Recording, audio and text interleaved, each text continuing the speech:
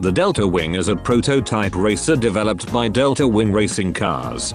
Based in the US initially, the project was aimed at Indy racing, but it ended up competing in the new Garage 56 class set up by ACO for the world-famous 24 Hours of Le Mans.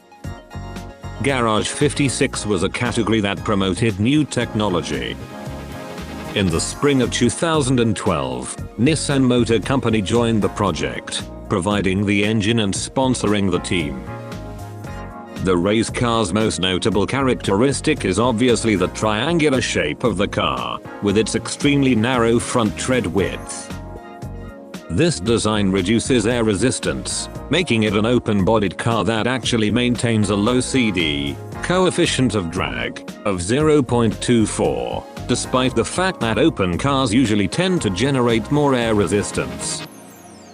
The large downforce required by the car is produced by the Venturi tunnel underneath the body, but it has no aerodynamic devices, like wings, other than the vertical fin that enables straight-line stability. Power comes from an engine based on the direct-injected turbocharged 1.6-liter inline-4 of the Nissan Juke, tuned here to approximately 295 bhp. Its race debut was the 2012 24 Hours of Le Mans race. But unfortunately, the DeltaWing was hit by another car, forcing a crash. It could not finish the race.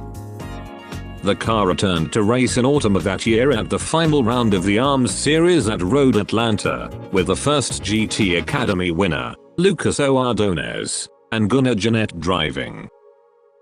Despite starting last on the grid, as an unclassified entry, they jumped to 5th place overall by the end of the race, finally proving the car's high potential on the track.